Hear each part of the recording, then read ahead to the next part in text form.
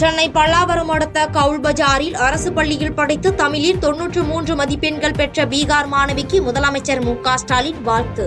தமிழக அரசு திட்டங்கள் தனக்கு உதவியதாக அளித்த பேட்டியை தொடர்ந்து எக்ஸ் தளத்தில் பதிவு. அரசியல் காழ்ப்புணர்ச்சியோடு போலி வழக்குகளின் அடிப்படையில் நடத்தப்படும் லஞ்ச ஒழிப்புத்துறை சோதனைகளை சட்ட ரீதியாக எதிர்கொள்வோம். முன்னாள் அமைச்சர் சேவூர் ராமச்சந்திரன், முன்னாள் சட்டமன்ற உறுப்பினர் நீதிபதி உள்ளிட்டோர் வீட்டில் நடத்தப்படும் சோதனைகளுக்கு எதிர்க்கட்சித் தலைவர் எடப்பாடி பழனிசாமி கண்டனம்.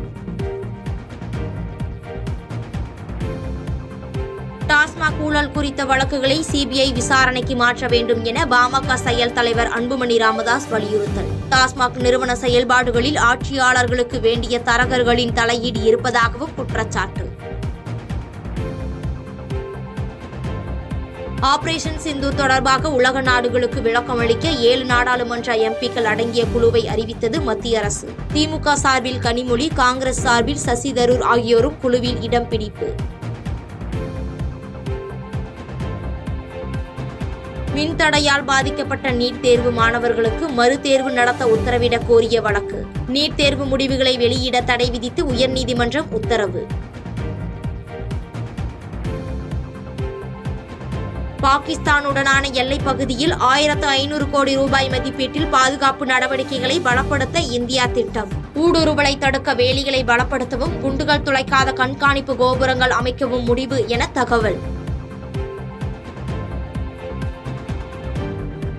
ஸ்ரீஹரிகோட்டாவில் இருந்து விண்ணில் நாளை செலுத்தப்படுகிறது இஸ்ரோவின் 101வது ராக்கெட். புவி கண்காணிப்பு பணிகளுக்காக வடிவமைக்கப்பட்ட EOS-09 அதிநவீன செயற்கைக்கோளை ஏவுவதற்கான கவுண்டவுன் தொடக்கம்.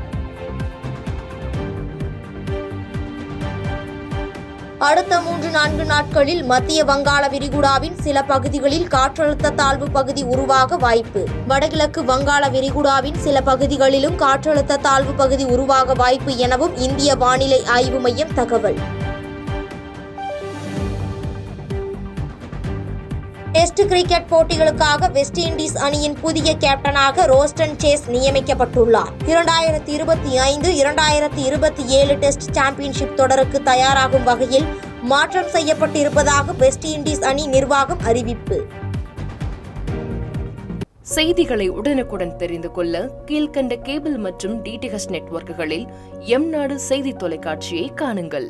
பாதகம் செய்பவரை கண்டால் நாம் பயம் கொள்ளலாகாது பாப்பா. மோதி மிதித்து விடு பாப்பா, அவர் முகத்தில் உமிழ்ந்து விடு பாப்பா. அண்மை செய்திகளை உடனுக்குடன் தெரிந்து கொள்ள இணைந்திருங்கள் எம்நாடு தொலைக்காட்சியுடன்.